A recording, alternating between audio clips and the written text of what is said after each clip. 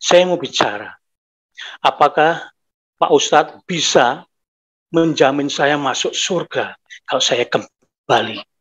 Kalau dia menjamin saya masuk surga, hari ini juga saya mau kembali. Waktu saya pulang di kampung, itu saya disidang sama ibu saya waktu masih ada, kakak-kakak saya sama adik saya.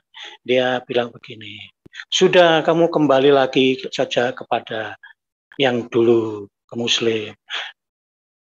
Karena apa? Kami semua di sini sayang kamu kan murtad, jadi kamu nanti masuk neraka begitu. Dan saya dengarkan semua. Memang mereka tidak mau mengancam saya membunuh atau mengagitasi atau keluarga saya itu sangat sayang kepada saya, Pak. Ibu saya, kakak saya, adik-adik saya sayang sampai hari ini, Pak. Belum. Nah, saya rindu mereka juga diselamatkan. Nah, waktu itu dia sidang saya dan dia bilang begini, saya sudah tidak bisa bicara apapun, saya hanya bicara begini. Oke, saya mau kembali ke agama saya yang dahulu. Sekarang panggil Pak Ustadz kemari, saya mau bicara. Apakah Pak Ustadz bisa menjamin saya masuk surga kalau saya kembali? Kalau dia menjamin saya masuk surga, hari ini juga saya mau kembali. Saya hari ini juga mau kembali. Saya tidak mau bicara apa-apa. Itu saja. Panggil. Mumpung saya masih di Jawa, masih saya di rumah. Saya besok mau pulang ke Papua. Sekali lagi, panggil Pak Ustadz untuk bisa menjamin saya masuk surga. Kalau tidak, saya tetap percaya Tuhan Yesus yang menjamin saya bisa masuk surga.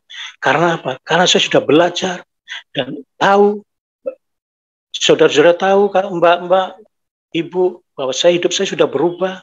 Ini gara-gara Tuhan Yesus. Saya sudah tidak merokok lagi, saya sudah tidak minum lagi, saya sudah berusaha hidup baik. Nah, itu saja. Akhirnya apa, Pak? Tidak ada.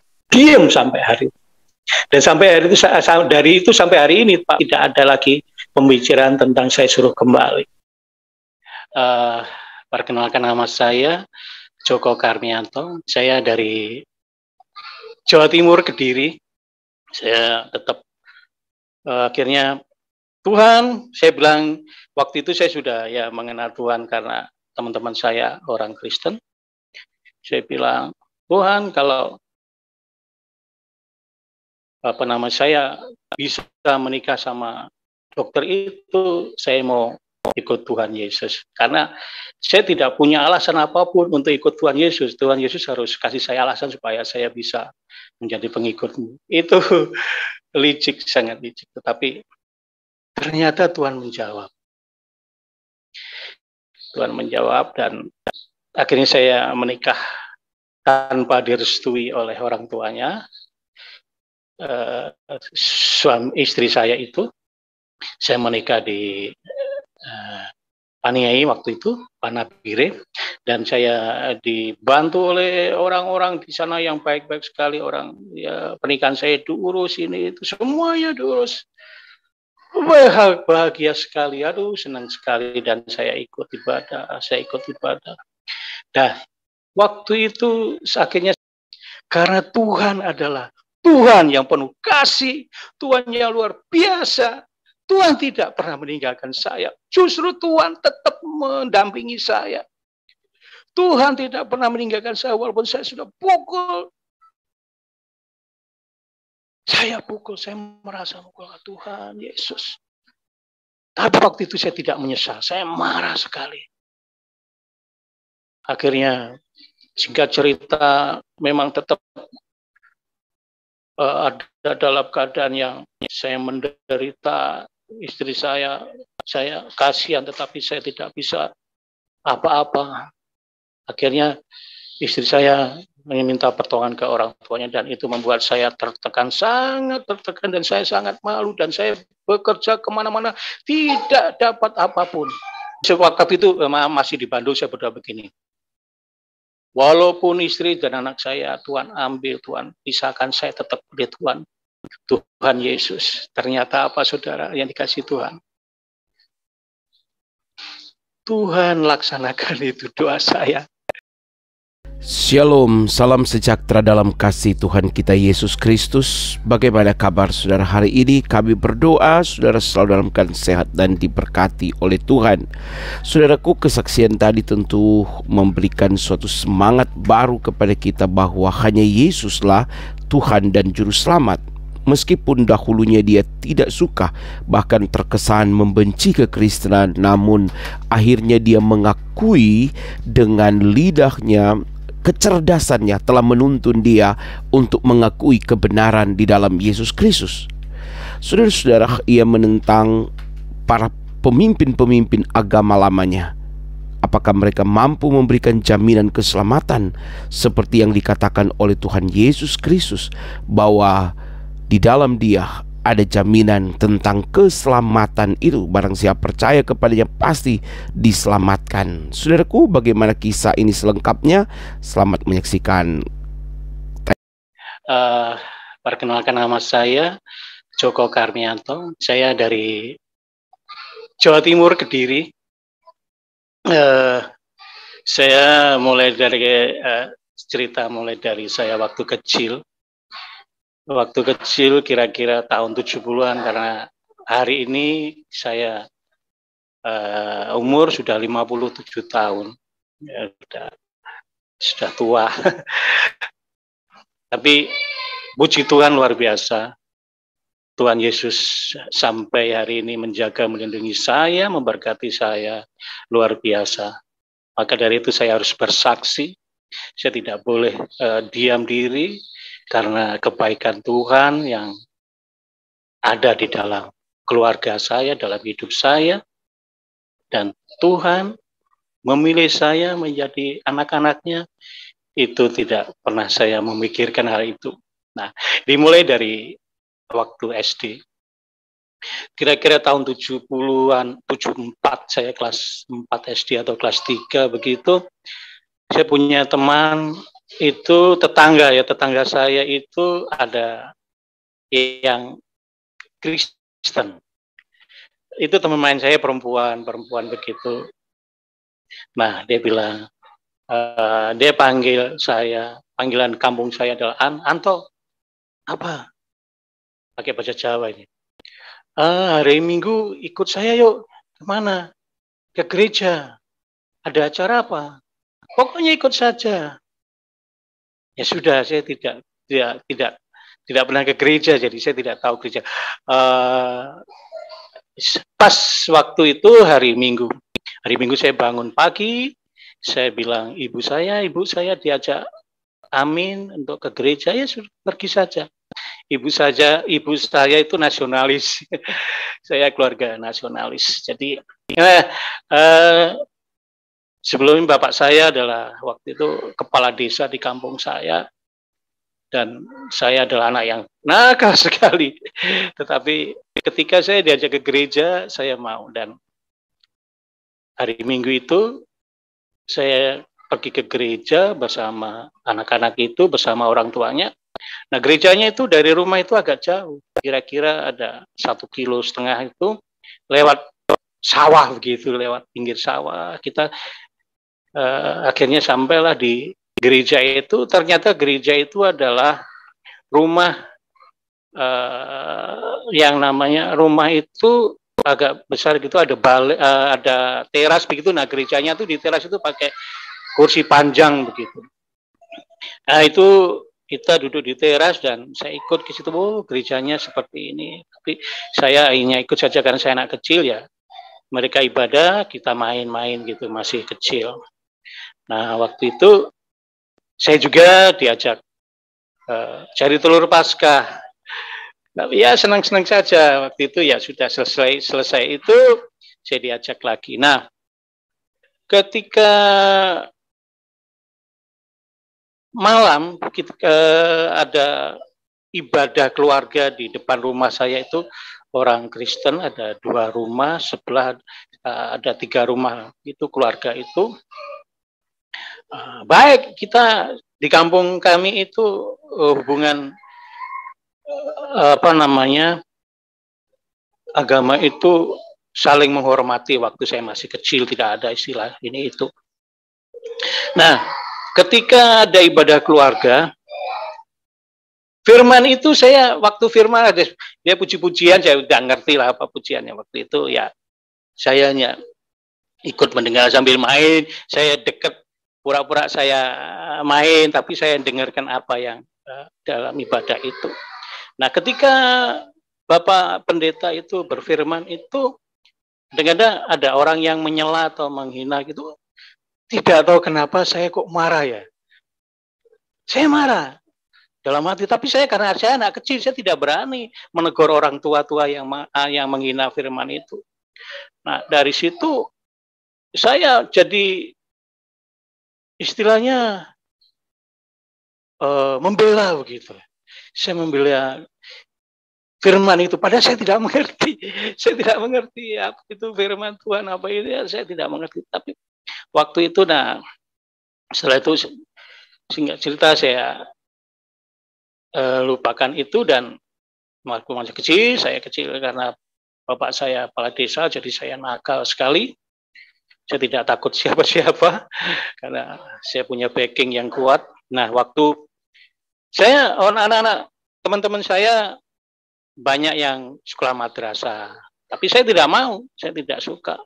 Saya mendingan saya main bola depan sama teman-teman, atau main layangan, atau mancing, atau berburu tupai pakai senapan begitu. Saya suka seperti itu. Nanti kalau pas malam anak-anak teman-teman itu ke langgar surau itu atau masjid yang kecil itu dekat rumah. Mereka semua ke langgar, saya ikut. Tetapi mereka ketika mereka belajar mengaji, saya tidak mau, saya tidak suka. Saya jahilin mereka saja, saya jahil kepada mereka, saya gangguin mereka. Saya tidak tahu kenapa saya tidak percaya kepada kakak waktu itu, mas-mas yang ngajari, atau saya tidak suka. Entah karena waktu itu firman Tuhan itu yang sudah masuk di dalam hidup saya, atau Roh Kudus, saya tidak mengerti apa-apapun waktu itu. Nah, ketika saya waktu itu di langgar ya, saya sengaja biasa ikut tidur di langgar, nanti pagi pulang karena rumah dekat, cuma mungkin 50 meter. Nah, singkat cerita sudah lewat, ya, bapak saya meninggal kecelakaan, ditabrak orang. Nah, malam itu kami belajar semua, bapak saya bilang pamit, bapak mau pergi dulu. Nah, ketika kami semua belajar, kami keluarga, kakak saya 2, saya satu keluarga 6 orang. Kakak saya 2 perempuan, saya laki-laki, adik saya laki-laki, adik saya keempat perempuan, kelima perempuan, keenam perempuan. Jadi ketika kami belajar, tiba-tiba ada kabar bilang, Pak Lurah kecelakaan. Nah, ketika itu kami kaget semua. Terus bagaimana di rumah sakit, bagaimana keadaannya? Langsung meninggal di tempat. Kami langsung stres. Saya marah sekali sama Tuhan waktu itu. Saya marah sekali. Akhirnya kami butuh Bapak, tapi Tuhan ambil. Terus waktu itu kami marah, dan akhirnya saya kecewa sekali sama Tuhan. Saya sangat kecewa. Tapi waktu itu saya tidak tahu marah ke siapa, tetapi saya marah sekali. Dan setelah itu akhirnya saya nakal sekali, makin nakal. Saya tidak peduli pada Tuhan, pada siapa, saya tidak peduli. Akhirnya waktu saya sudah agak besar, saya SMP saya sudah minum rokok, saya sudah berani pacaran, sudah berani ini itu. Saya marah sekali karena Tuhan ambil bapak saya. marah sekali. Akhirnya saya sampai sekolah saya paling aneh. Kalau teman-teman seragamnya itu waktu itu celana pendek biru putih, saya tidak mau pakai biru putih. Saya sekolah itu warna memang putih di atas, tapi celana saya pink. Semua orang heran, saya tidak peduli, saya pakai celana pink, pakai celana kuning, yang penting saya sekolah saya. Karena sekolah, guru-guru saya tahu semua bahwa saya anak kepala desa, tapi akhirnya, karena sekolahnya di kampung saya sendiri, SMP swasta. Dan setelah itu, saya pacaran waktu itu. Pacaran sama SMP, saya pacaran sama teman. Sebetulnya pacarannya tidak pacaran serius, cuma main-main saja. Waktu ujian itu kan harus belajar kelompok. Belajar kelompok itu saya laki-laki sendiri dan teman saya yang tiga itu, kalau tiga yaitu perempuan semua. Nah, waktu itu karena belajar kelompok terlalu malam, saya tidur di kos-kosannya mereka, dan dari perempuan tiga saya sendiri. Malam itu tidak tahu bagaimana iblis akhirnya menggoda saya. Akhirnya terjadilah yang tidak diinginkan, yaitu saya menghamili pacar saya itu. Tapi saya tidak tahu kalau itu adalah, saya juga tidak mengerti kenapa saya waktu sekecil itu, saya sudah mengerti waktu itu padahal belum ada HP, belum ada apa-apa. Tetapi kenapa saya bisa melakukan hal yang bodoh seperti itu. Tapi ya biarlah, akhirnya singkat cerita saya sekolah dan saya diterima di sekolah negeri, di sekolah pendidikan guru. Dan cerita hamil itu, akhirnya anak pacar saya itu melahirkan, dan anaknya orang-orang bilang, itu anaknya mirip dengan kamu persis sekali. Saya marah sekali. Saya benci sekali, sangat benci sama perempuan ini. Akhirnya saya merasa bahwa kenapa saya seperti itu. Padahal saya main-main saja. Tadinya cinta, tapi kenapa saya benci? Itu saya dalam firman Tuhan juga ada. Akhirnya anak itu memang setelah saya lulus SPG, setelah dia lahir, memang dia asuh, orang tuanya asuh, dan mantan pacar saya yang akhirnya memang saya mengasihi juga, akhirnya dia asuh anak itu, dan anak itu dibawa. Dan akhirnya setelah saya lulus SPG, itu nakal sekali, sangat nakal pada calon guru ini. Aduh, nakal minta ampun. Saya ganti-ganti pacar, saya tidak peduli dengan pacar saya yang hamil, saya tidak pedulikan, saya ganti pacar ini, itu, aneh itu. Pokoknya saya hancurkan hidup saya minum mabuk tiap malam, saya minum mabuk. Pokoknya gara-gara itu saya cari teman-teman yang suka mabuk. Pokoknya saya ketemu teman-teman yang punya uang, teman-teman yang ngajak saya mabuk. Tiap malam saya dijemput untuk mabuk, dijemput untuk obat-obatan. Itu akhirnya saya lulus SPG. Saya bingung apa harus saya kerjakan.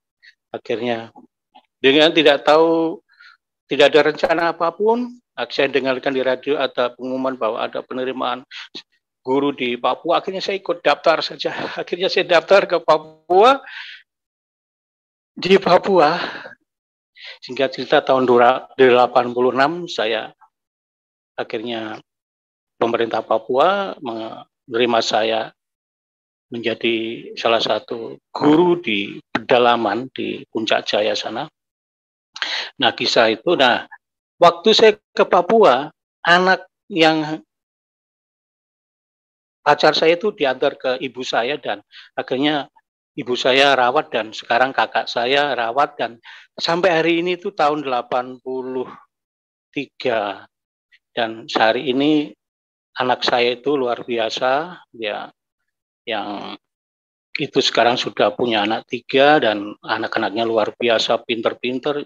Suaminya bertanggung jawab, dia seorang anggota tentara dan luar biasa. Saya mengasihi dia, saya menyayangi dia. Saya selalu berdoa untuk dia tiap malam. Itu sangat luar biasa dan itu adalah dosa-dosa yang sangat saya sesali, tetapi saya tidak tahu kenapa saya lakukan. Dan setelah di Papua, tetap saya masih nakal. Saya jadi guru, saya nakal, dan di situ saya satu sekolah dengan teman saya, seorang agama Kristen Katolik. Dan saya lihat dia hidupnya baik, dia hidupnya, bahkan selalu dia ingatkan saya, kamu sudah sholat belum? Kalau kamu belum sholat, sholat saja. Saya tidak mau sholat, saya bilang. Saya, artinya memang saya istilahnya apa ya, saya Islam itu hanya KTP saja, karena memang orang tua saya tidak mengajarkan untuk bersolat atau baca Al-Quran. Jadi keluarga saya mungkin waktu masih kecil saya mungkin asing untuk baca Al-Quran karena kami tidak ada yang diajari baca Al-Quran. Dan waktu di Papua saya ketemu seorang dokter puskesmas, dan waktu itu saya nakal dan saya peminum. Waktu itu saya jadi seorang peminum, seorang pemabuk. Akhirnya Tuhan, saya belum tahu Tuhan itu, saya belum mengenal Tuhan Yesus, saya belum tahu. Ada saya teman, ada seorang Ambon, dia bilang saya, Jok, saya punya ilmu ini, kamu mau? Saya tidak mengerti, ini saya kasih saja. Ini ada 9 ini, dari Kampung Alang ini luar biasa. Oh iya, dia bilang, sudah. Saya, kalau kamu kasih ya kasih saja, tapi saya tidak mengerti. Iya sudah, ini saya kasih ilmu itu, ilmu dari Ambon, dan saya memang coba, memang bagus, luar biasa. Tapi saya mimpinya saya menakutkan. Saya dapat 9 ilmu, tetapi malam itu saya mimpi saya didatangi 9 ini peti mati warna hitam. Ada 9, jadi sesuai dengan 9 peti mati. Saya ketakutan sekali. Saya cerita sama temannya, memang seperti itu. Tetapi teman saya malah bilang begini, Jok, saya malah lihat kamu itu ada malaikat tarik kamu ke atas. Wah, kamu ini bagaimana ini? Saya bilang gitu. Tapi ya itu apa namanya? Saya tidak mengerti kenapa saya punya nasib seperti itu. Sementara dia kasih saya ilmu hitam, tapi sementara juga dia bilang saya ada malaikat pegang saya, angkat tangan saya naik ke atas. Tapi saya tidak pedulikan itu. Saya tetap akhirnya Tuhan, saya bilang waktu itu saya sudah ya mengenal Tuhan karena teman-teman saya orang Kristen. Saya bilang, Tuhan, kalau saya bisa menikah sama dokter itu, saya mau ikut Tuhan Yesus. Karena saya tidak punya alasan apapun untuk ikut Tuhan Yesus. Tuhan Yesus harus kasih saya alasan supaya saya bisa menjadi pengikutmu. Itu licik, sangat licik. Tetapi ternyata Tuhan menjawab. Tuhan menjawab, dan akhirnya saya menikah tanpa direstui oleh orang tuanya. Suami istri saya itu, saya menikah di Paniai waktu itu, Panabire, dan saya dibantu oleh orang-orang di sana yang baik-baik sekali. Orang ya, pernikahan saya diurus, ini itu semuanya diurus. Bahagia sekali, aduh senang sekali, dan saya ikut ibadah. Nah, waktu itu akhirnya saya dikaruniai seorang anak perempuan di Puncak Jaya sana, perempuan. Nah, ketika saya di Papua itu, saya sudah sangat bahagia sekali karena, tapi tiba-tiba istri saya bilang, Pak, saya daftar spesialis dan kita harus cepat-cepat ke Bandung untuk saya harus sekolah. Tapi kapan? Saya harus urus ini dulu, pindah. Saya pegawai negeri ini dulu. Tapi waktu itu Saya baru 9 tahun di Puncak Jaya. Dan waktu mau urus pindah itu dari Puncak Jaya sana bilang harus ada yang mau terima di Bandung. Jadi kalau ada yang mau terima di sini bisa melepaskan. Akhirnya ya sudahlah, nanti saya urus di Bandung. Akhirnya kami pergi ke Bandung dan istri saya sekolah spesialis kandungan dan saya urus itu tidak bisa karena apa? Di Bandung bilang harus ada pelepasan dari Papua. Ya ini yang benar yang mana ini saya. Akhirnya sudahlah. Akhirnya saya tidak bisa mengurus itu karena sudah di Bandung sudah jauh. Kalau Papua lagi tidak mungkin karena biaya mahal waktu itu pesawat. Akhirnya ya sudah saya bantu istri saya. Nah dalam hal ini istri saya itu sekolah itu perlu biaya yang mahal sekali dan kami tidak punya uang dan saya harus sengsara menderita saya menderita sekali waktu itu karena tidak punya uang dan saya tidak ada pekerjaan dan saya akhirnya ke gereja itu menjadi beban yang sangat berat sekali. Sangat berat. Kalau mau waktunya, memang saya hari Minggu ada istri saya ajak ke gereja. Tetapi saya marah sekali. Saya tidak suka sekali ke gereja. Tetapi saya harus ke gereja. Tetap harus ke gereja. Tapi saya marah. Saya tidak ada satu firman pun yang bisa masuk. Tidak ada pujian apapun yang saya hanya ke gerejanya seperti saya mayat hidup. Akhirnya saya sangat menderita. Saya misalkan malam kalau misalkan saya mau harus jemput istri saya pulang dari rumah sakit pulang itu saya bingung tidak punya uang untuk beli bensin jadi saya selalu ketar-ketir untuk bensin mobil ini saya harus dari mana cari karena saya tidak punya uang dan saya punya anak satu dan biaya istri saya biaya makan ini semua hanya mengandalkan mertua saya. Tapi saya malu, tapi saya tidak bisa berkata apapun.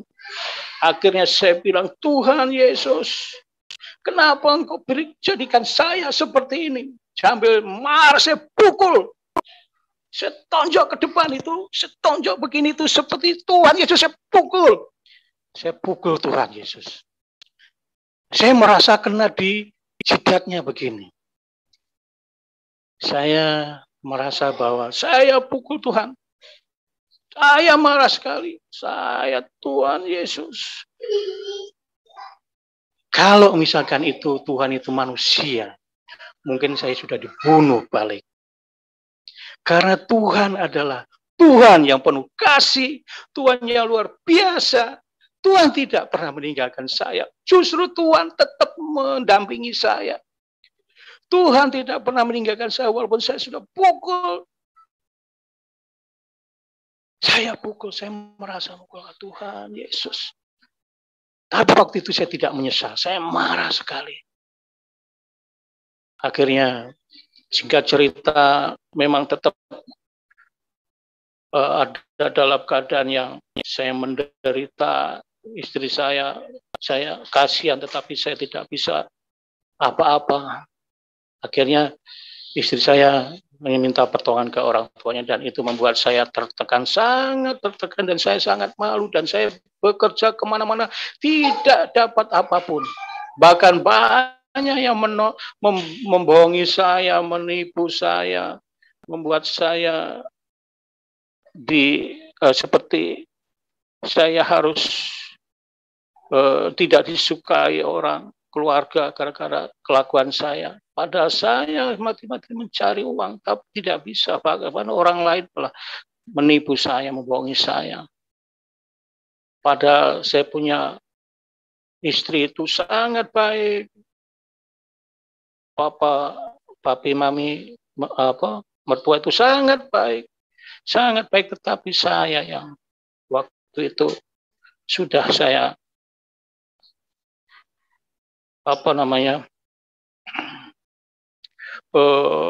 sangat tertekan, sangat malu dan saya tidak tahu apa harus saya lakukan. Akhirnya singkat cerita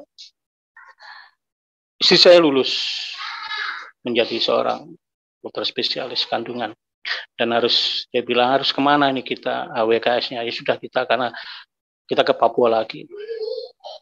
Nah waktu itu saya kuliah di salah satu universitas di hukum di Bandung. Tapi karena istri saya sudah lulus, dia bilang, antar saya, bantu saya ke sana, ke Papua. Temani saya, akhirnya saya cuti kuliah. Akhirnya kami pergi ke Papua, antar saya dan anak saya. Nah, karena saya tidak ada kegiatan, saya hanya pengangguran.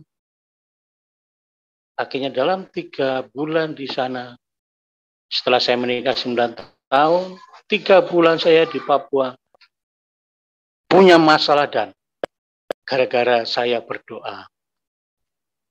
Begini saudaraku, waktu itu semua orang bilang bahwa, oh kamu nanti enak karena kamu punya istri spesialis kandungan, jadi kamu tinggal duduk-duduk saja, tinggal dapat uang, enak sekali. Saya, kalau ada orang cerita begitu, saya malu sekali, saya sangat dihina, saya tertekan. Akhirnya saya bilang pada Tuhan, Tuhan Yesus, saya berdoa, saya bicara. Walaupun istri saya, anak saya, kau pisahkan dengan saya tetap pilih engkau menjadi Tuhan. Aku tidak akan kemana-mana. Pada waktu itu, ketika saya di Bandung itu, saya marah sekali kepada Tuhan. Ke gereja saya marah. Kenapa saya menjadi Kristen? Kenapa saya begini? Saya enakan dulu, menjadi agama saya yang dulu. Tidak perlu saya susah-susah begini. Saya menjadi Kristen kok malah saya menjadi susah. Sedih, saya pikir jadi orang Kristen itu enak saja. Walaupun saya semua dijamin karena istri saya anak orang kaya, tapi tetap saya tidak bisa menikmati kekayaan itu. Tidak bisa. Walaupun saya harus, kalau saya kuliah naik motor, mertua saya marah, saya harus naik mobil, takut sakit. Tetapi saya tidak bisa menikmati itu. Akhirnya saya marah sama Tuhan. Saya marah, saya tidak suka. Bergumul sekali saya. Bergumul 10 tahun. Mungkin saya sampai setelah itu saya selama 10 tahun kurang lebih saya baru bisa menerima Tuhan Yesus sebagai Tuhan dan Juru Selamat saya. Ceritanya waktu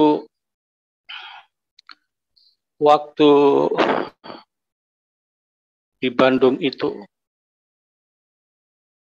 ketika sudah di Papua, waktu itu masih di Bandung, saya berdoa begini, walaupun istri dan anak saya Tuhan ambil, Tuhan pisahkan, saya tetap pilih Tuhan Yesus. Ternyata apa saudara yang dikasih Tuhan?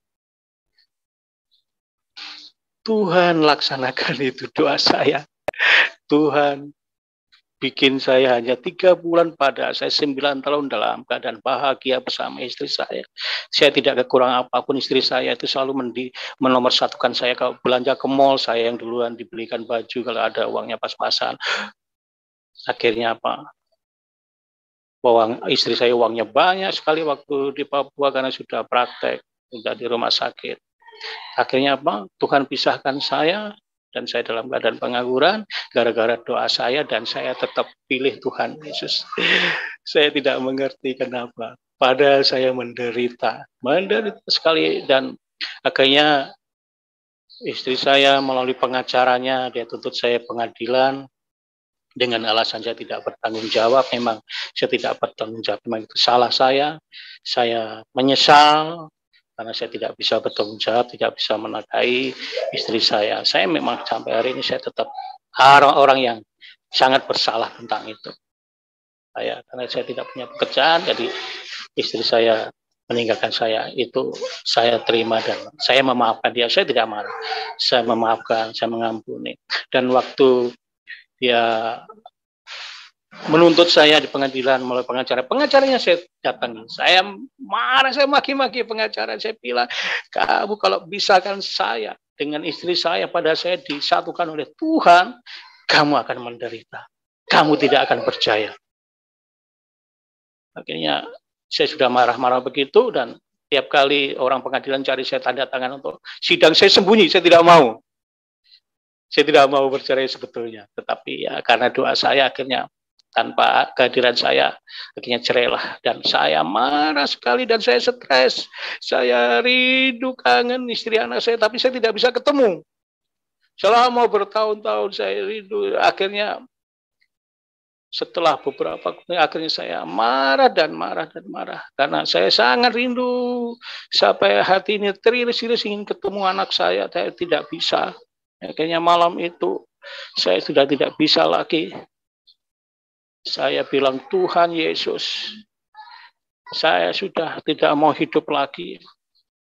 Saya tidak mau hidup lagi karena Tuhan sudah pisahkan saya dengan istri dan anak saya. Pada itu permintaan saya, doa saya. Akhirnya saya, Tuhan malam ini juga Tuhan bunuh saya tidak mau bunuh diri. Tetapi Tuhan yang bunuh saya. Tuhan harus bunuh saya malam itu. Saya marah, saya stres. Kaki dan tangan saya ngelotok semua karena saya stres. Akhirnya saya marah malam itu, saya menangis dan saya memuji Tuhan yang saya bisa. Dan pada itu saya marah, pokoknya Tuhan bunuh saya malam ini. Kalau Tuhan tidak bunuh malam ini, Tuhan pakai saya menjadi alatmu Tuhan, apapun itu. Saya bilang malam itu, dan setelah saya menangis, saya kecapean menangis, dan saya sudah lelah menangis, ya sangat menderita, dan akhirnya saya ketiduran. Pagi-pagi, luar biasa. Tuhan Yesus luar biasa, Tuhan Yesus ajaib. Tuhan Yesus yang sudah saya pernah pukul, saya sudah pernah marah, tidak bunuh saya. Dan bahkan Tuhan, saya waktu bangun tidur, saya ringan, badan ringan, dan di dalam hati saya ada seperti ada kunci yang terbuka, kayak gembok terbuka, klak, begitu. Dan setelah itu saya ringan sekali, dan tetapi tetap saya masih ingat istri saya, tetapi tidak seperti sebelumnya. Dan singkat cerita, saya lupa waktu itu, dan kembali saya menjadi anak nakal lagi. Padahal sudah tua, saya duda begitu, duda keren. Jadi saya banyak yang suka saya karena saya gaya, saya tidak ketinggalan model. Dan saya waktu kerja di salah satu apotek begitu, dan ketika itu saya jatuh dalam dosa lagi. Dan dosa itu tidak pernah jauh dari saya. Dan banyak, waktu itu dalam 5 tahun itu saya pacaran. Dan pacaran lagi. Dan pacaran itu, dan bukan pacaran biasa, pacaran jatuh dalam dosa, pergaulan, seks bebas. Dan saya ketemu seorang dokter lagi. Dia suka sama saya. Orang-orang bilang, wah, Joko ini kembali ke habitat lagi, ketemu dokter lagi. Tapi saya tidak, dalam hati saya tidak mau lagi dengan dokter. Saya begini saja, saya tidak berani. Saya tidak memikirkan mau menikah lagi, saya tidak memikirkan mau apa itu. Pokoknya saya hidup saja, saya hidup bebas saja. Nah, ketika sudah beberapa tahun, 5 tahun pun, tahun 2000, tahun 2000, dan tahun 2000 saya cerai itu mungkin tahun 2000-an, dan tahun 2004 atau 2003 begitu, saya ketemu seorang teman, ya, di gereja Pantai Kosta, dia di pelayanan di ministry begitu. Nah, dia ajak saya, Mas, nanti ikut saya ya, kemana? KKR itu apa? Pokoknya ikut saja. Oh ya sudah, akhirnya saya ikut KKR. Saya ikut KKR di gereja Betani begitu. Nah, ketika masuk, saya tidak biasa ikut, saya baru pertama kali itu KKR itu. Nah, hamba Tuhan yang itu adalah hamba Tuhan dari Jakarta, yaitu hamba Tuhan Kadili, nyanyi lagu dangdut begitu.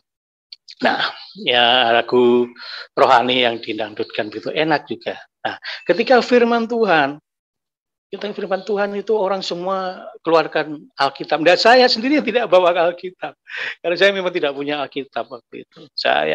Alkitab saya ada, tapi saya tidak pernah bawa, tidak pernah saya baca, tidak pernah saya bawa, dan saya tidak mengerti apa itu firman Tuhan. Saya memang sudah Kristen, tapi saya tidak pernah baca Alkitab.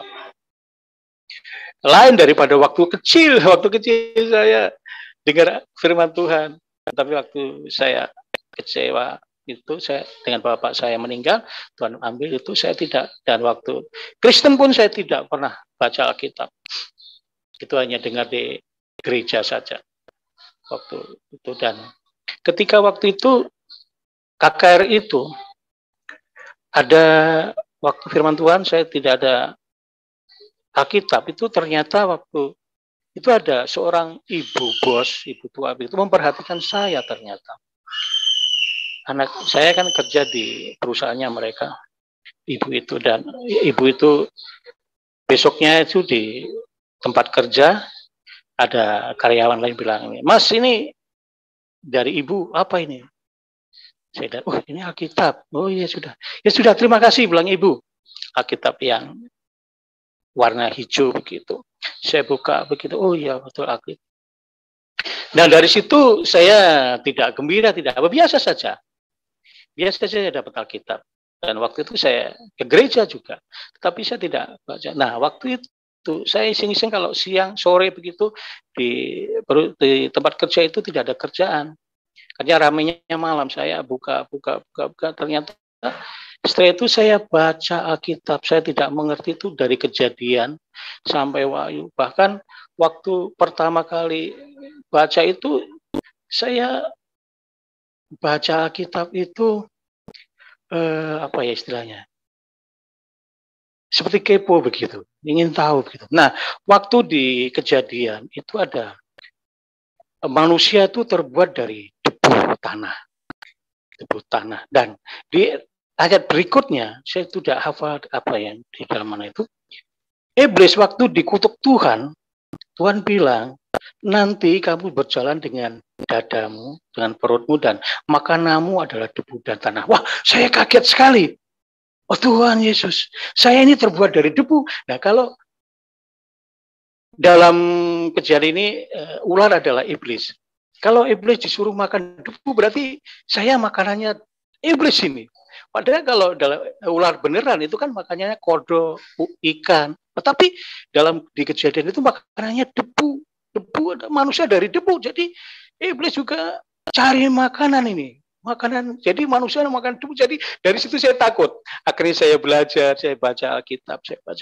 Nah, akhirnya saya belajar Alkitab dari tahun 2000 dari tahun itu saya baca, tapi belum begitu konten intens begitu, belum tiap hari. Dan setelah itu saya Tuhan perkenalkan saya dengan, memang Tuhan Yesus luar biasa membawa langkah saya. Tuhan Yesus ajar saya pelan.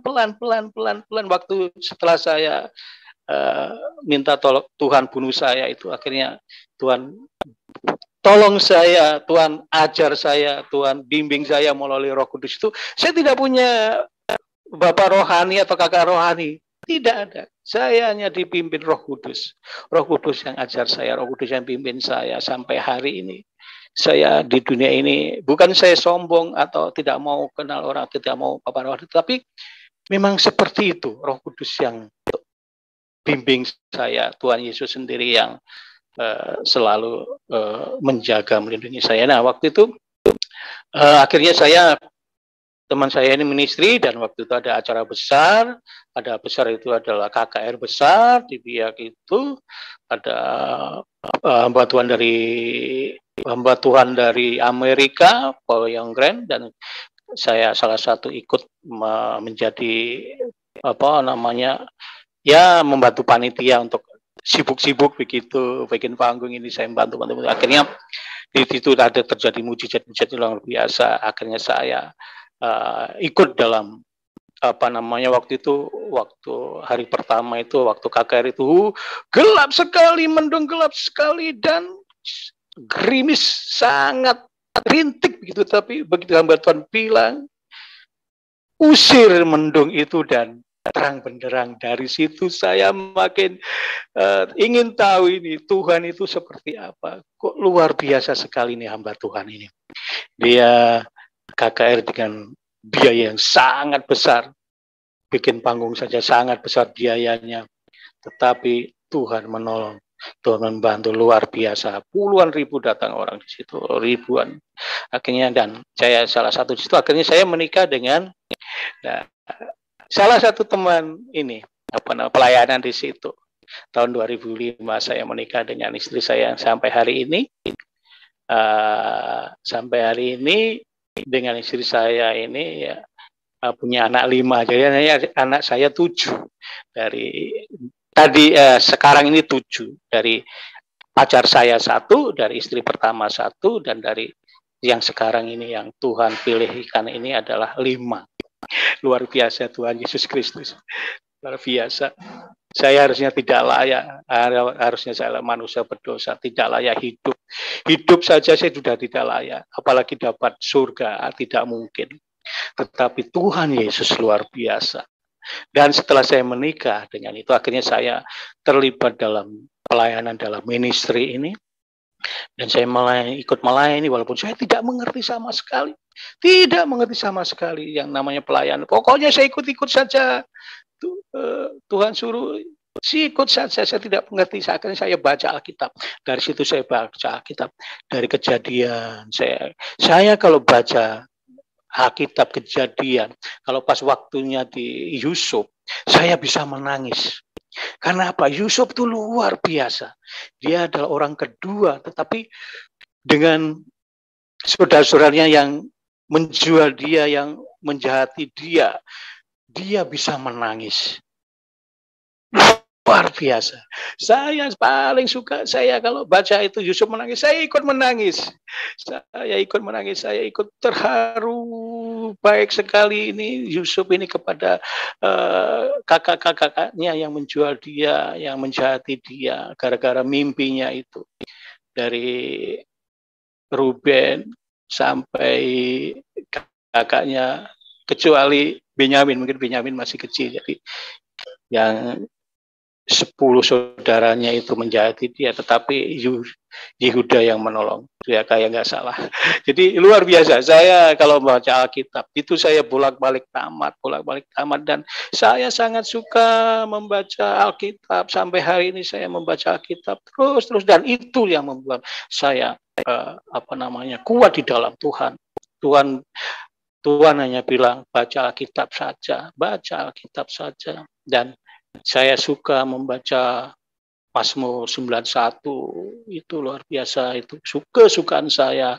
1 Korintus 13 itu kesukaan saya, dan saya sangat senang membaca Alkitab. Sampai hari ini saya tidak pernah, ya mungkin ada pernah meninggalkan 1-2 hari, tetapi itu membuat saya rindu sekali untuk membaca Alkitab. Sampai hari ini saya Alkitab saya ganti-ganti karena hancur, saya coret-coret, sobek-sobek.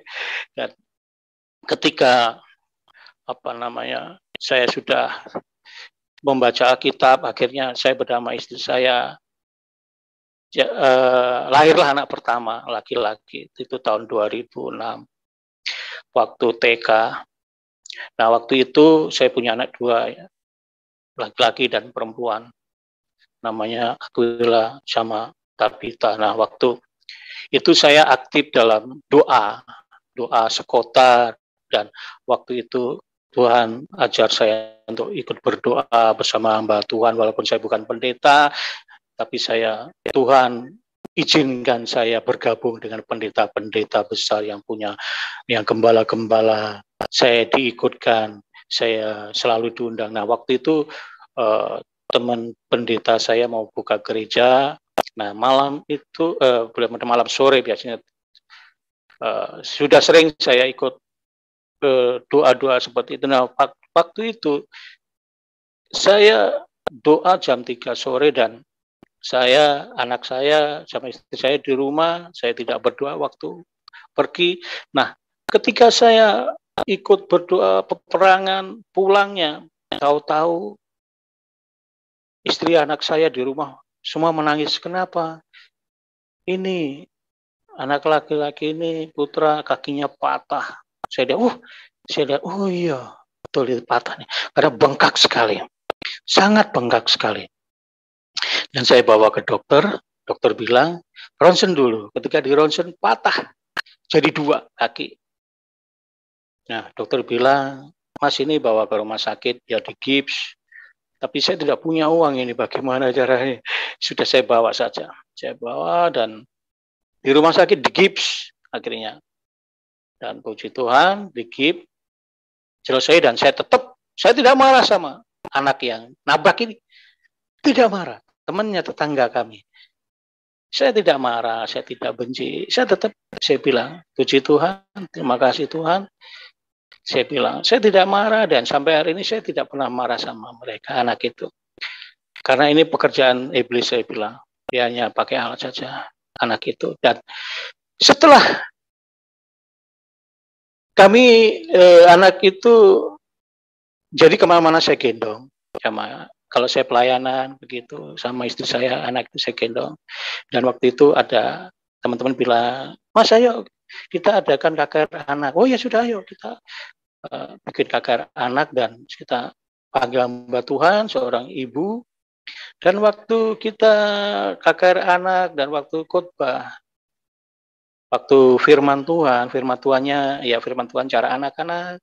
Nah, anak saya yang kaki patah ini duduk di bangku dan ya semuanya duduk di lantai, tapi anak saya karena kakinya patah pakai gips dia tidak bisa, dia duduk di bangku dan dia dekat dengan mimbar gitu. Dan ketika selesai KKR, saya ajak dia pulang, yuk kita pulang putra. Dia bilang, Papa, tadi itu yang khotbah itu seperti Tuhan Yesus. Dia bilang, oh ya, iya itu bukan ibu pendeta, itu Tuhan Yesus. Dia panggil saya, panggil bagaimana? Putra, jalan. Dia bingung, jalan, padahal kakinya digips. Dia diam saja. Nah, dia masih TK waktu itu. Dan waktu saya gendong, saya bilang, dia cerita begitu. Apa tadi? Tuhan bilang saya suruh jalan. Ya sudah, kalau Tuhan bilang kamu jalan, jalan. Kenapa takut? Jalan. Nah, sampai di rumah, saya turunkan dan dia jalan. Sempincang-pincang begitu, karena kaki yang patah itu agak panjang sedikit. Nah, setelah besoknya saya bawa ke dokter, saya bilang, Dok, putra sudah bisa jalan. Oh jangan, dokter takut sekali. Jangan dulu. Dalam hati saya, Tuhan yang suruh kok. Tapi saya tidak tanggap, saya tidak bilang iya, tapi saya diam saja semua. Putra jalan. Nah, akhirnya dalam 1 bulan, lebih pas 1 bulan dia jalan. Itu kalau bukan tangan Tuhan, itu bukan Tuhan, siapa?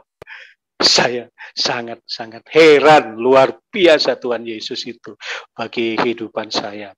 Luar biasa Tuhan Yesus itu baik pada saya ini. Aduh, kalau Tuhan itu manusia saya sudah dibunuh itu. Tetapi karena Tuhan adalah Tuhan yang penuh kasih, Tuhan yang mencari orang yang berdosa, yang anaknya yang terhilang.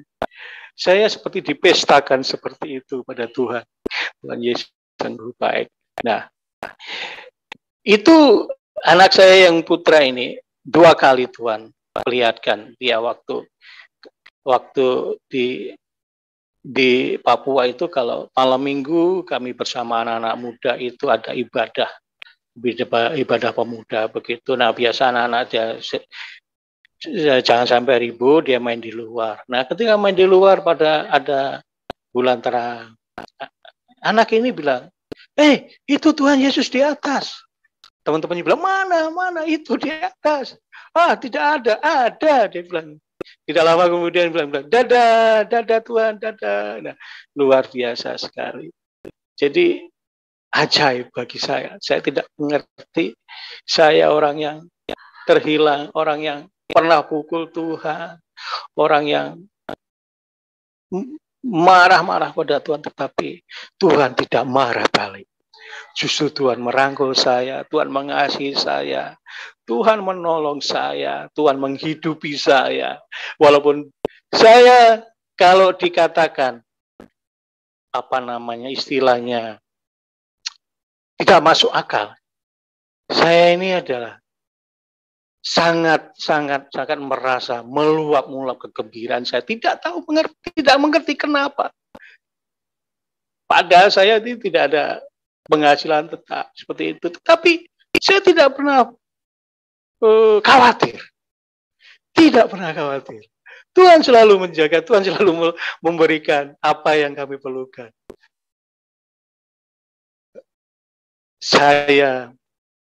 Kami, anak istri, sekarang kami ini luar biasa, kami tinggal di satu rumah yang lumayan besar, dan itu juga bukan milik kami, dan mobil itu juga bukan milik kami. Kalau kami mau pergi, itu kami bebas pakai. Dan kami juga tidak tahu waktu di Papua. Kami kalau melayani itu selalu bersama-sama. Saya, istri, anak-anak saya ikut semua, dari yang baru lahir sampai 5 anak ini. Kalau ke kampung kami boyongan begitu. Jadi saya dengan istri saya, anak saya itu ikut semua ke kampung. Kami tinggal 1 minggu di sana pelayanan bersama anak-anak, melayani anak-anak sekolah minggu bersama istri saya. Dan itu sangat luar biasa. Tidak mengerti kenapa sampai saya bukan orang yang pintar, bukan sebulan teologi, hanya membaca firman Tuhan. Modal saya baca firman Tuhan. Firman Tuhan ini saya baca tiap hari. Saya hanya modal baca firman Tuhan, dan luar biasa. Firman Tuhan itu luar biasa sekali. Dahsyat bagi saya. Guru saya adalah firman Tuhan.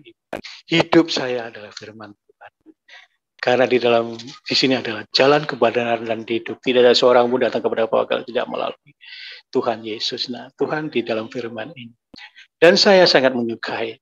Kalau saya baca firman Tuhan dari Kejadian sampai Wahyu, saya bisa menangis, saya seperti membaca novel. Saya seperti nonton film. Dari Kejadian, saya seperti senang sekali saya baca kisah Rut, kisah Hadasah. Semua saya senang sekali, dan di dalam itu saya tiap hari akhirnya Tuhan bimbing saya juga untuk menjadi host di GBA, grup baca Alkitab. Dan saya di gereja, puji Tuhan, Ibu Gembala saya suruh saya untuk menjadi pelayan juga di situ. Saya heran, saya ini orang yang tidak tahu apa-apa gara-gara saya membaca firman Tuhan. Hanya baca firman Tuhan saja. Saya selalu kalau berpesan di dalam gereja, jangan istilahnya, bacalah Alkitab setiap hari. Bacalah Alkitab setiap hari. Karena Alkitab, firman Tuhan adalah makanan dan minuman rohani. Bagaimana kalau kita makan, istilahnya makan Alkitab adalah, baca Alkitab adalah makanan dan minuman. Bagaimana kalau kita hanya baca Alkitab atau hanya dengar saja di hari Minggu cuma beberapa menit saja. Itu sama dengan kita itu puasa gitu. Hanya bukanya pun hanya nyicip, tidak makan kenyang. Karena firman Tuhan adalah makanan dan minuman. Tapi tiap hari orang kalau tidak baca Alkitab berarti itu puasa. Rohani kita puasa, tidak makan, tidak minum. Minum hanya di gereja saja, hanya mendengarkan Bapak Ibu Gembala khotbah, itu pun tidak masuk semua di pikiran, tidak masuk semua karena pikiran kita sibuk dengan yang lain. Itu anggap saja itu bukan buka, itu nyicip saja. Nah, kalau hal seperti itu bertahun-tahun, apakah kita, kalau kita puasa terus, apakah kita, badan kita tidak seperti tengkorak? Tidak pernah makan, tidak pernah minum. Kalau buka hanya nyicip saja. Nah, itulah firman Tuhan. Jadi tiap hari kita harus makan. Orang makan tiap hari. Bahkan orang makan tiap hari itu bisa 3 kali, 5 kali. Tapi kalau baca firman harus seperti itu. Kita bisa baca pagi, siang, malam, sore, seperti makan. Kalau tidak ya kita puasa. Kurus kita. Kurus akhirnya apa? Ya, jauh dari Tuhan, Roh Kudus jauh. Kayak Itu jadi Tuhanku ajaib, Tuhan Yesus itu ajaib. Luar biasa. Saya berkali-kali mengalami celaka, tetapi Tuhan tolong saya. Pernah suatu kali saya pelayanan di suatu pulau di Papua. Kami bersama adik-adik, kami bawa sekitar 40-an anak-anak sekolah waktu liburan. Kami ke pulau, kami naik perahu masing-masing perahu itu harusnya diisi 4, kami isi bisa sampai 10. Karena hanya 4 perahu saja. Nah, ketika berangkat kami enak-enak, kami melayani 3 hari di pulau, kami bawa bahan makan sendiri, kami tidak merepotkan orang di pulau, kami bawa adik-adik, kita kumpulkan. Kalau kami melayani seperti itu, jadi kami biaya sendiri, kami kumpulkan makanan, siapa yang punya uang, kita kumpulkan, yang tidak punya ya tidak apa-apa, yang bisa bawa sayur apapun. Anak-anak Papua itu, adik-adik di sana. Dan ketika kami sudah sampai, kami bergembira, kami melayani, kami KKR, kami menyanyi, memuji Tuhan, bergembira, menari bersama-sama orang-orang di pulau. Diberkati sekali orang di pulau, senang sekali kami datang, kami juga senang firman Tuhan diberitakan. Dan yang tidak senang adalah iblis di situ. Oh, aduh, terusik. Tetapi kami percaya Roh Kudus Tuhan Yesus ada bersama kami, jadi kami tidak takut, kami happy-happy. Dan ketika pulang, sudah selesai hari Minggu itu pulang, kami ibadah dulu di gereja yang di situ ada gereja seadanya, tapi karena kami adalah ingin firman diberitakan, kami tidak pandang gereja seperti apa, tetap kita harus ibadah, dan itu sangat bersuka cita orang-orang di kampung di pulau itu, senang sekali kami juga senang. Nah, setelah ibadah kita pulang. Nah, waktu pulang itu sekitar jam 12, itu cuaca cerah sekali. Itu kira-kira kalau dari pulau itu ke pulau besar di Biak itu kira-kira 2,5 jam lah begitu. Nah, ketika kita sudah naik, yuk kita naik, semua sudah naik di 4 perahu dan 40 orang itu, perahunya kecil. Dan ketika setengah jam kemudian, luar biasa, Tuhan izinkan badai mengamuk. Oh, ombak begitu besar. Saya bersama kelima anak saya, keempat, waktu itu ada istri saya baru hamil yang kelima, anak saya 4 dan anak-anak masih kecil, dan anak-anak saya bilang, anak teman saya bilang, aduh, ombak besar sampai besar sekali. Dan kami akhirnya perahu tadinya kumpul, akhirnya terpisah. Jauh sekali, ada yang ke tengah, ada yang ke jauh-jauh. Kita tidak bisa lihat perahu-perahu teman-teman itu.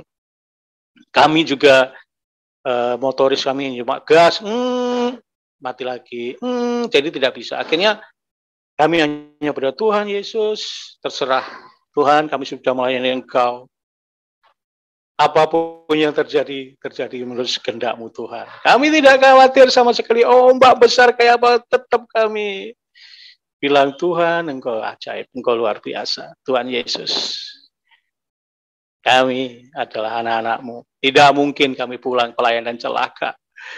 Saya bersama teman-teman saya, kakak ipar saya, akhirnya puji Tuhan, dengan beberapa jam kemudian ada yang jemput, ada yang tolong.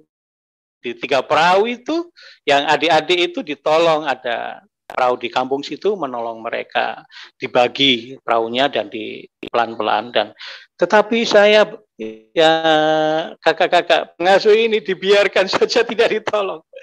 Tapi saya bilang, Tuhan luar biasa, tidak apa-apa. Yang penting adik-adik sudah selamat sampai di tujuan. Dan ketika kami mendarat di pantai, kami tidak bisa mendarat di pantai yang biasa, kami harus ke hulu sungai begitu, agak jauh baru. Nah, ketika kami sudah tiba, badai itu reda. Luar biasa sekali. Firman Tuhan Tuhan Yesus ajaib. Firman Tuhan Yesus ajaib. Dia tidak akan memberikan kami celaka atau binasa. Roh Kudus menjaga kami. Akhirnya kami pulang bergembira. Saya semua cerita bagaimana, semua ada yang menangis, ada yang begini, pokoknya semua takut. Saya tanya, ya oke, kalau semua takut, memang itu menakutkan. Tetapi saya tanya, apakah kapok melayani Tuhan? Tidak. Kamu kembali lagi? Mau. Luar biasa. Adik-adik luar biasa. Saya bilang, oke, Tuhan Yesus luar biasa. Akhirnya itu pulau yang ada lagi. Sebelumnya saya juga ke pulau yang agak jauh. Itu pelayan juga dengan teman-teman adik-adik itu. Tadi perginya kita naik kapal Nusantara, itu kapal tol laut itu ke pulau, salah satu pulau di Waropen sana, dan pulangnya harus naik perahu juga. Nah, ketika kami mau pulang, badai sekali, badai, sangat badai. Akhirnya motorisnya tidak berani. Dia bilang ditunda. Bapak, besok saja. Besok kita, kalau hari ini tidak bisa, kita harus bangun lebih pagi. Oke, besok, karena besok kami ada pelayanan di satu kampung, jadi kami harus pergi karena kami sudah janjian, di sana sudah siap-siap. Akhirnya hari itu kami tidak jadi pergi. Sampai sore, akhirnya kami sampai malam, saya tidak bisa tidur. Akhirnya pagi jam 5, setengah jam 4 itu kami sudah siap-siap semua untuk mau pergi pulang. Tetapi badai tetap besar. Karena di situ lewat ada tanjung namanya Tanjung Woka. Kalau nggak salah itu tanjung memang sangat berbahaya. Banyak perahu yang tenggelam di situ. Saya bilang begini, pokoknya kita berangkat pulang. Apapun yang terjadi kita berangkat pulang.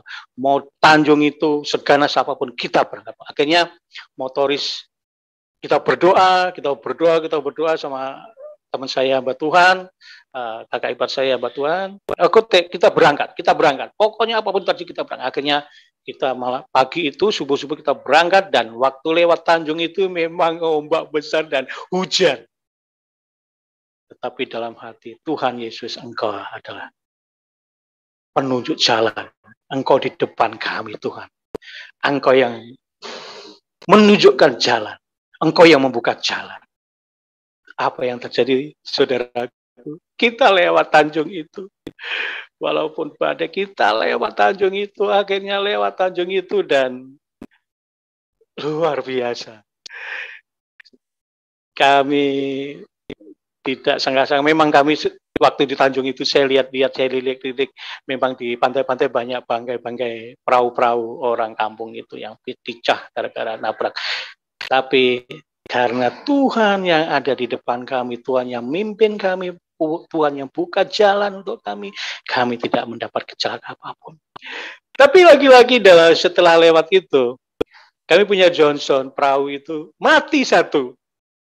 Tetapi kami tidak khawatir sama sekali. Mati satu, dan di tengah laut sambil kita perbaiki perahu itu, di dalam itu kita agak minggir, dia agak pantai begitu, dan kami mandi-mandi, dan ikan itu lumba-lumba banyak sekali di sekeliling kami, dan luar biasa. Kami menikmati pulang itu dalam keadaan gerimis, hujan, ombak, tetapi tidak besar, dan perahu rusak. Kami tidak takut, dan kami malah menikmati, kami mandi air hangat, dan puji Tuhan perahu jadi. Dan ketika perahu jadi, dan kita langsung kebut pulang, dan ombak apapun kita terjang, tidak peduli mau ombak mau apa. Akhirnya sampai, puji Tuhan, kita sampai di kami punya tujuan yaitu Biak. Dan ketika kami masuk Biak itu, laut seperti kaca, gerimis, tapi laut seperti kaca, tidak ada yang namanya ombak. Saya baru lihat itu, laut seperti kaca, lurus, lebih licin dari jalan tol, lurus. Kita sampai kita sampai itu sekitar jam 3. kita mandi, dan kita langsung pergi ke pelayanan berikutnya. Tidak istirahat, tidak makan, tidak apa, kita panasin mobil dan kita jalan ke perjalanan lagi darat dari rumah sekitar 3 jam. Nah, dari situ kami ketemu adik-adik, kita melayani sekolah minggu, kita menyanyi, kita memuji Tuhan, dan saya tidak ada rasa capeknya, hilang semua ketika ketemu adik-adik. Senang sekali muji Tuhan, luar biasa adik-adik. Senang sekali melayani Tuhan. Saya akhirnya itulah ikut Tuhan, itulah maunya Tuhan. Hanya meluap-meluap kegembiraan walaupun dalam keadaan yang kalau bagi itu, kalau manusia biasa atau yang orang tidak kenal Tuhan itu mungkin sudah tidak berani lewat tanduk itu, atau tidak berani melaut dalam keadaan yang badai seperti itu. Tetapi di dalam Tuhan kami tidak gentar apapun, karena Tuhan yang membuka jalan, karena Tuhan ada di depan kami, Tuhan yang memimpin kami. Apapun rintangannya, kalau ada Tuhan, luar biasa saudara, tidak ada rasa takut.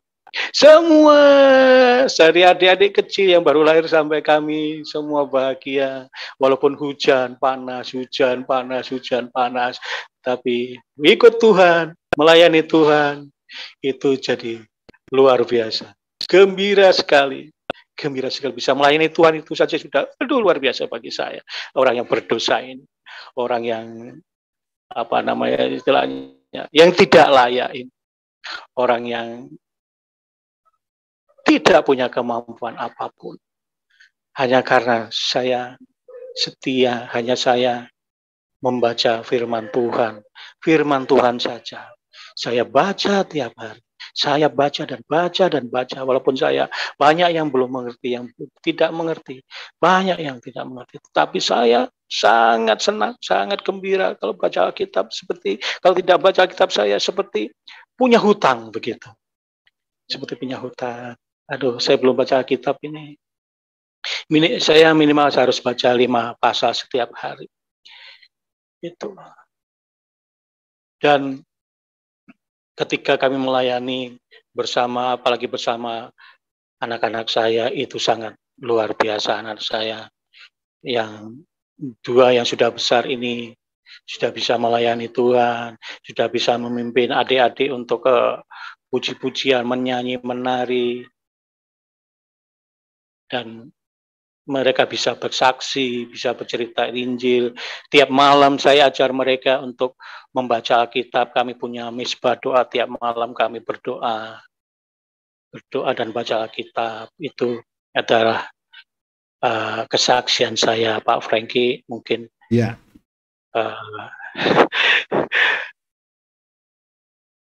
Waktu sudah habis, Pak Franky ya. Jika masih ada lagi, boleh Pak. Iya Pak Franky. Sampai hari ini Pak Franky, kami istilahnya masih menjadi kepompong Pak Franky. Istilahnya kami masih diam, memang kami tetap mau menjadi melayani Tuhan. Itu janji kami sampai Tuhan panggil kami. Dan istri saya juga luar biasa, istri saya yang sekarang, dia menjadi pelayan Tuhan juga, dia melayani bersama-sama dengan saya, kami juga tidak tahu sampai Tuhan mendidik kami dalam, kalau ada istilahnya kursus-kursus, kami diikutkan untuk anak sekolah minggu bersama anak-anak saya, itu karena anugerah Tuhan, itu karena kuasa Tuhan, karena Tuhan mengasihi, karena Tuhan menyayangi kami, dan karena Tuhan luar biasa. Roh Kudus ini selalu ada bersama-sama dengan saya. Ya, ini Pak Franky, yang tidak masuk akal itu tentang hidup kami ini Pak Franky. Tuhan menjaga, Tuhan melindungi, Tuhan memberi, seperti burung gagak itu Pak Franky. Iya. Dia memberi makan kami seperti itu pada waktunya selalu Tuhan memberikan apa yang kami butuhkan, apa yang kami perlukan. Bahkan yang tidak pernah kami pikirkan, yang tidak pernah yang timbul dalam hati kami, itu yang Tuhan sediakan bagi kami. Itu firman Tuhan yang iya dan amin bagi kami. Firman Tuhan itu luar biasa. Itu Pak Franky, kami itu hanya istilahnya baca Alkitab, itu yang membuat kami dekat dengan Tuhan. Dan kami kepada Bapak Ibu yang dikasih Tuhan, yang dari hari ini belum membaca firman Tuhan atau kurang rajin, bacalah yang lebih rajin lagi, karena itu seperti makanan dan minuman. Jangan puasa firman terus, jangan berpuasa. Nanti roh kita akan kurus. Waktu saya pulang di kampung, itu saya disidang sama ibu saya waktu masih ada, kakak-kakak saya sama adik saya. Dia bilang begini, sudah kamu kembali lagi saja kepada yang dulu ke Muslim. Karena apa? Kami semua di sini sayang, kamu kan murtad, jadi kamu nanti masuk neraka. Begitu. Dan saya dengarkan semua. Memang mereka tidak mau mengancam saya membunuh atau mengagitasi, atau keluarga saya itu sangat sayang kepada saya, Pak. Ibu saya, kakak saya, adik-adik saya sayang. Sampai hari ini, Pak, belum. Nah, saya rindu mereka juga diselamatkan. Nah, waktu itu dia sidang saya dan dia bilang begini, saya sudah tidak bisa bicara apapun, saya hanya bicara begini. Oke, saya mau kembali ke agama saya yang dahulu. Sekarang panggil Pak Ustadz kemari, saya mau bicara. Apakah Pak Ustadz bisa menjamin saya masuk surga kalau saya kembali? Kalau dia menjamin saya masuk surga, hari ini juga saya mau kembali. Saya hari ini juga mau kembali. Saya tidak mau bicara apa-apa. Itu saja. Panggil. Mumpung saya masih di Jawa, masih saya di rumah. Saya besok mau pulang ke Papua. Sekali lagi, panggil Pak Ustadz untuk bisa menjamin saya masuk surga. Kalau tidak, saya tetap percaya Tuhan Yesus yang menjamin saya bisa masuk surga. Karena apa? Karena saya sudah belajar dan tahu, saudara-saudara tahu, mbak-mbak, ibu, bahwa hidup saya sudah berubah. Ini gara-gara Tuhan Yesus. Saya sudah tidak merokok lagi, saya sudah tidak minum lagi, saya sudah berusaha hidup baik. Nah, itu saja. Akhirnya apa, Pak? Tidak ada. Diam sampai hari ini. Dan dari itu sampai hari ini, Pak, tidak ada lagi pembicaraan tentang saya suruh kembali. Tuhan memberkati saudara. Jangan lupa terus bagikan tayangan kami kepada sekalian banyak orang, supaya mereka juga diberkati oleh Tuhan. Sampai berjumpa lagi dalam program acara kami selanjutnya. Tuhan Yesus memberkati. Shalom, haleluya.